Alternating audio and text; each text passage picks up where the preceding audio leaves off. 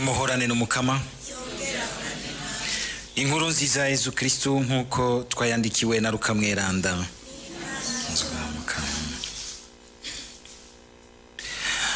Muri ijya minsi umufarisayo aratumira Yesu ngo afungure iwe.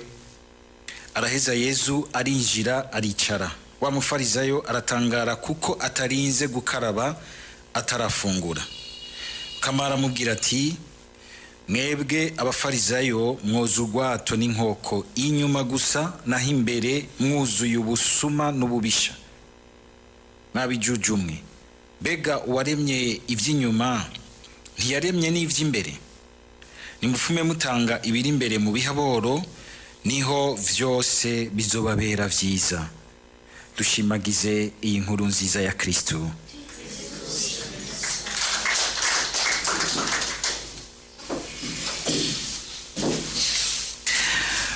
Tuzirikane tuntu tubiri muri aya majambo y'Imana dushikirijwe.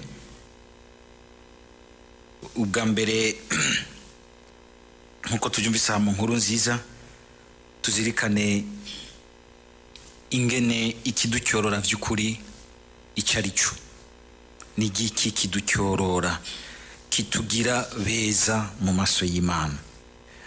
Bwa kabiri dufatiye muri kino gisomwa ca mbere, duheze turabe ingene nkuko Paulo yabitubwiye ikituzanira ubukiriro ko ari ukwakira Imana itwihishurira. Ubukiriro buzi wacu ari uko twakiriye neza uko Imana itwihishurira. Mpereye mu gisomwa ca mbere, murumvise ingene Paulo abandanya muri baruwa yandikiye abaromani twatanguye kuzirikana ejo. Yandikira abaromani abafasha kumva ahashingiye na cane cane ubukiriro bw'umuntu. Naho mwumvise yagize ati ngo intungane ibeshwaho n'ukwemera. Ubu butungane Paulo ariko aravuga ntiduhave tubugeranya na bwa butungane bwa mbere bwo mu masentare. Oya, no kuvuga ingene Imana idutunganya igaheza ikatugira abazima, ikatuvyaramwo ubuzima bushasha, ikaducyorora, ikadushiramwo urukundo rwayo, ikadushiramwo ingabirano zayo. Nivyo vyose Imana idukorera kugira ngo vy'ukuri duse nayo, ariko bikama bigira umuhora bicamwo ufatiye kuri uko kwemera. Ukwemera cane cane nogira nti munagutomoye neza, ukwizigira Imana. Ukwizigira Imana tukayakira uko yonyene twihishuriye, atari uko twebwe tuyiyumviriye tuyibumbabumbiye. Mwumvise ko yaca bifatanya agira ati, ntimusubire kugwa mu mitego ya kwa kuntu kwa kera abantu biyumvira Imana, kandi Imana yaraberetse ibimenyetso by'ubwiza n'ubunazwa bwayo, ariko ntibaba ariyo basenga, ngo baca basenga ibiremwa hagusenga umuremyi. Ukwemera rero nyako ni ukudutuma dushira umuremyi mu kibanza ciwe hakumusubiriza ibiremwa. Niyo ntambara mbere wamusanga turiko turagwana mu buzima. Hajya tugira ngo ibigirwamana abenshi hari gibaca bibaza ngo ni ivyo bintu bicapuye inyuma, mugabo hajya hari ibigirwamana bikomeye bitubamwo. Ingene twibwiye Imana uko utariko, hakwakira yo nyene uko itwihishuka. Ni ikintu gikomeye gose. Ikintu kigufatira muri wewe ukumva kiragutegeka gushikaho wumva umenga kiranagwanije Imana, kirasubiriye ico Imana yashaka kugutegeka. Nk'ubwoko bwawe bukakubera ikigirwamana, umugambwe wawe ukakubera ikigirwamana, ukagukoresha ibintu bihushanye n'ico Imana ishaka, ushima mbere kanabishira mu vyo gusenga. Mugabo ibihushanye rwose n'ico Imana ishaka, urakubera ikigirwamana. Abantu bakunda ukumererwa neza, le confort, bakunda ivy'akaryohera mubiri atari vya sexe gusa, ibi byose byo kuryoherwa, wamusanga umenga n'ibintu kuryoherwa gushikaho biba nogira ntibibaborera, ntibabe bacumva neza ubuzima ingene bubabara hafi yabo. Hari ibintu Imana ishobora kuzotubaza tugatangara, ugasanga uri mu buzima bw'ibintu vyabeye kari, usesagura ubuzima mu matungo no mu kuryoherwa, ukananirwa no kubona umuntu abuze hafi yawe lo minimum vital, bikakunanira kumubona. Bimwe vya wa mutunzi atagira izina, n'umworo Lazaro, n'umworo ariko aratunze, arafise izina imbere y'Imana, n'imibura arafise izina imbere y'Imana. Ibintu bitubereye ikigwamana ni vyinshi. Hari abantu nk'uyu munsi ushaka gusanga telefoni itubereye ikigwamana kakuboha, abandi bakaja mu gisabisho ikakuboha, ikakubuza, ikagutesha nk'ikintu cyiza, ikagutesha kuja gukora igikorwa c'ikigongwe, wumva ko Imana iriko iraguhamagara mutima, kagira uti ukaguma uri mu bunebwe, usesagura umwanya, uva ku marezo uja hariya, uraba amafilme, uraba amadocumentaire, usubira ugasanga uri kurasesagura umwanya w'ubuzima, aho wari gukora igikorwa cyiza twumvise Yesu agaruka ko ari cyo kiducyorora katugira beza. Ugasanga wabifashe, wabikoresheje mu ntumbero ndenzarugero mu mwanya ushobora kuhamara, ndenzarugero no mu byo uri kurarabamo, bitari mu rugero rukuzigama mu bwiza bw'Imana. Ibigirwamana ni byinshi, bya bintu byose bitubamwo, ugasanga birasubiriye ukwiyumvamwo Imana tugashira ku ruhande, tukagira tuti reka tubanze duhezaheze ivyacu. Pawulo akagira ati rero, nabo bapagani ba kera biyita ngo ni incabwenge, ahubwo babaye ibijuju. Bari kuba incabwenge iyo bamenya kujya kuntu batangarira ivyo binyenyeri, izuba, ukwezi, bagatangarira ingene Imana yaremye ibintu birimwo, nogira ndinganizo nziza cyane, l'ordre de la création, bagatangarira ingene umuntu ari mwiza. Hari igihe ushobora kubona nk'umusore ariko aratangarira ubwiza bw'umwigeme, cyangwa umwigeme atangarira ubwiza bw'umusore, akanyerera agatakaza inzira y'Imana, agaca yizirikira kuri ico kiremwa abona imbere yiwe, hakubona umurenya mubwiye ati burya urazi ubwiza jewe mfise burengeye iyo nazatsuriye kwa kantu gato. Ugasanga yacitse ikiwerewere, ariko aracira urukonda, gatangura kugaba ibintu atagira.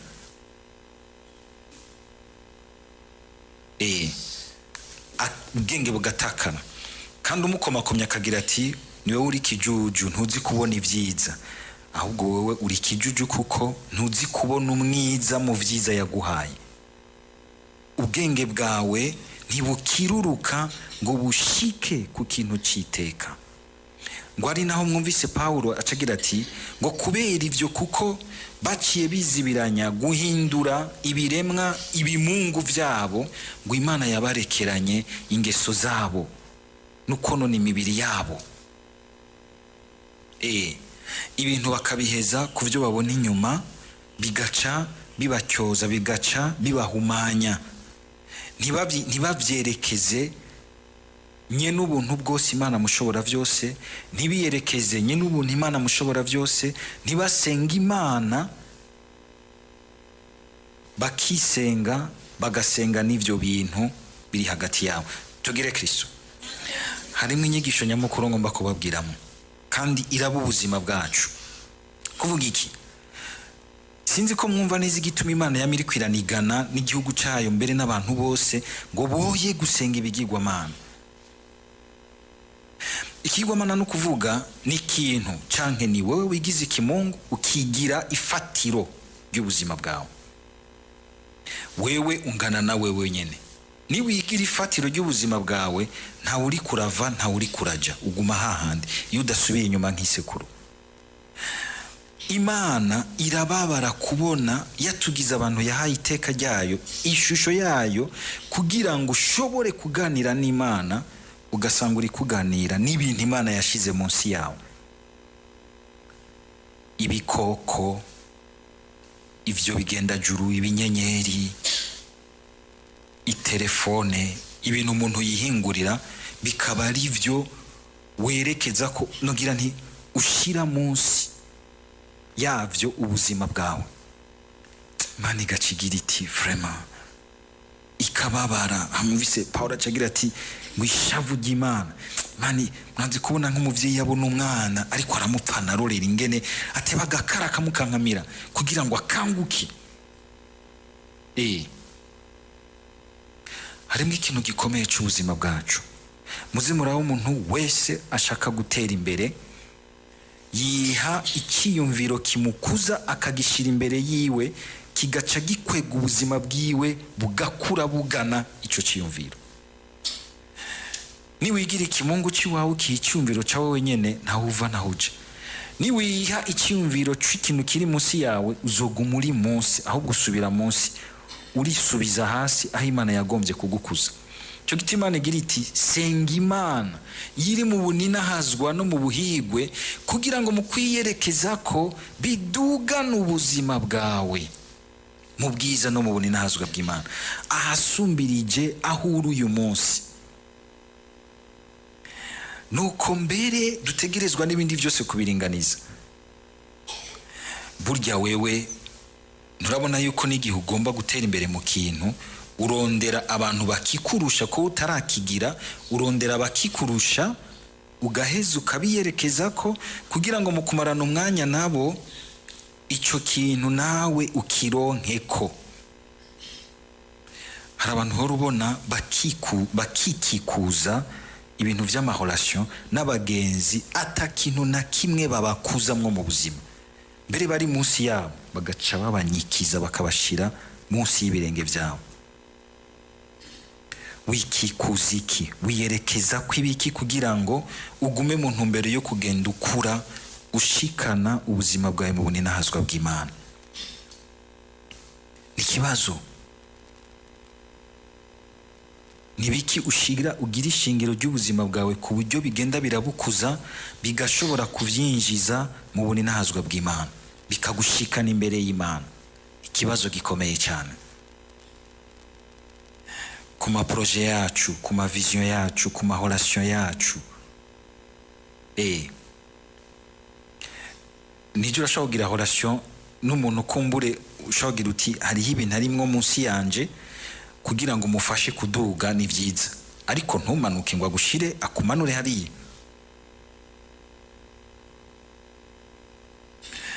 Ndibuka nk'aho bagira bati turiyumvamwo kwemera ku buryo tugomba kuja gukura bariya abantu mu kabi, bagendayo bagaca basanga nabo bafashweyo baciye baherayo.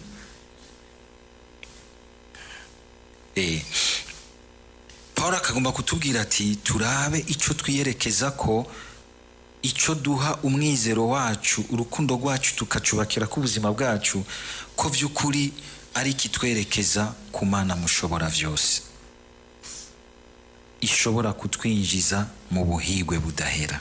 Niho rero uzogira umutima ucyoroye. Aha twumvise Yesu Kristo, ariko Yesu Kristo arubahuka gose mugabo kandi bikatwereka ingene yari afise umwidegemvye ukomeye. Baramutumiye ahantu kuja gusangira n'abandi, twese aho badutumiye tugomba guca dufata ingene babiteguye, ingene babigira diplomatique. Mbana aho ufise ikintu ukabona umenga ntugikunze uragerageza ukagira diplomasi. Yesu ntameze gutyo, afise umwidegemvyo hiwe wose. Ashitse aha muri abafarisayo, iki kimenyetso cyo gukaraba cyari ikintu gikomeye cyane, wewe akanka kubigira kandi ukabona umenga bigize nkana. Yesu ari gihe duprovoka kabigira nkana, arashaka kuhatanga inyigisho. Ntagenda kurya kukurya gusa, suko akunda icyopo canka akunda utuyoga, yekasi cyo arondera ubwa mbere. Nivyo arazi ko biciye ngaho ashikira imitima y'abantu, biciye mu gusangira n'abandi abasangize ku Imana yabazaniye muri we. Agaca tangura guprovoka, sugira ngo mugende guprovoka abantu, ariko no kugira ngo hari ahantu ushika ukabona uti aha hantu naho ari ibintu bantumiyemo ndategerezwa kugumya mwidegemvyo wanje. ndibuka umuntu mwe twigeze kubipfa antwaye kunsororera ambwira ati utegerezwa kunywa inzoga. Ntije nta nzoga nza kunywa uyu munsi, urama icyo negerezwa kunywa, utakimpaye nakundi nditahira. Vraiment ngo ntushobora kunywa ibyo bintu, hariho akayoga gakatsuye kameze neza. Nika jewe nza kunywa ifanta yanje, turabipfa gushikaho ahakwa kunyima icyo yantumiriye, kandi ateba ndamubwira bishoboka. Kucungondera wewe kucu ushaka kunshiramo, none wantumiye kugira ngo ngondere kucu ushaka cyangwa wagombye kunezereza jewe? Ni nk'abantu morambona umenga nageze kubivuga ngaho, reka ndabisubiremo. Uwo mwidegevyo ndawufise, kazona bakuzaniye amakado, agaca ashaka yuko nimba yakuzaniye akado y'ishati, wamuseruka imbere yiwe wambaye iyo shati akubona ingene usa neza, nta pati naramuhaye ikado. Bifise amashati menshi, none nzobijyamana ngaho, haraburo bari iruhande ndayimuha ngo pati, ngo nabonye ngo umworo yambaye shati naguha. None waruzi kuhaye nde? Ugomba kumbohesha ibyo umpaye? Nje ngaho nisasira ibishati, hari uwundi atagira nimwe yama yambaye ibinyebete hafi yanje. Amace mvuga ngo turi mu rukundo rw'Imana. Warampaye kado, wayihaye jewe kugira ngo unezereje, nanje ndenda nezerewe kumva ko wamfashije ahubwo kugira neza uwundi, ahubwo wari kunezerwa gusumvya. Ngo yanga urumva ngo no munsi ngo niwe wari kuza wambaye kameme kugira ngo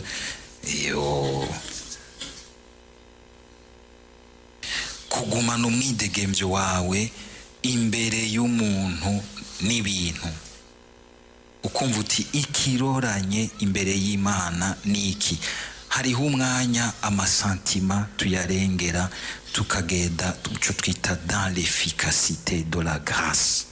Kuko bigumije ngaho ntimuryorogwa kuduza ikintu, mu kuduza ubuzima bw'undi mu rukundo, ukabikura mu bugunge nk'ubu bw'abafarizayo, ukabikura mu kuguma wibona, ukabona uwundi mu rukundo.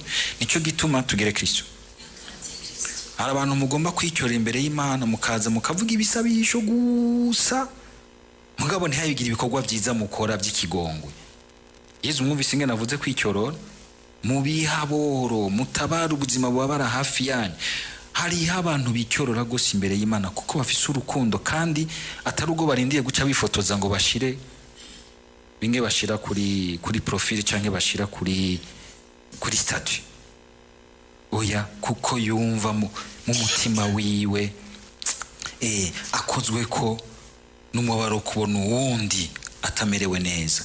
Ico cyumviro cyonyene naho utabifise ico ukora kiboneka kiragucyorora. Mana yanje ndigaye gose, amashapure y'ikigongo cy'Imana ngaha, amaroza arangahe, ntibikwiye vyonyene, ni vyiza. Sohoka ukore ibikorwa bigukora. Apana kugukora kugira ikintu wariye kigukora mu nda. Oya, ikintu kibi kigukora mu nda ni nkuko ikintu cyiza ugize kiragukora kumwe abigeme bubu bikora, asanga bisize asa neza. N'igikorwa cyiza c'ikigongwe kiragukora, kikagusiga, kikakugira mwiza, kikagucyorora imbere y'Imana.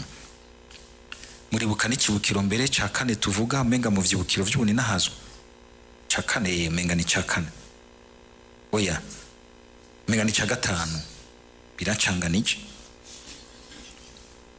Ca mutima wo gushira ukubute mu bikorwa vyiza bizodushikana mu ijuru, byinjiza ijuru iwacu, bikaducora Imana yakubona, abakubona inyuma bakagira bati, bakavuga yo bishakiye, mugabo yakubona ikavuga iti wewe uri mu rukundo. Urukundo ruserukira mu kigongwe, mu gikorwa c'ikigongwe, nigo ruducora rukatugira beza. Dusaba Mukama kugira ngo dusenga Imana nk'iyo. Imana se umukama wacu Yezu Kristo itubona mu mutima, ikaducyoroza ivyiyumviro, ivyifuzo n'imigambi myiza n'ibikorwa vyiza, ikadukuramwo ububisha, ubwiyorobetsi, ububeshi, amacenga n'ibindi vyose biduhumanya imbere y'Imana. Amen.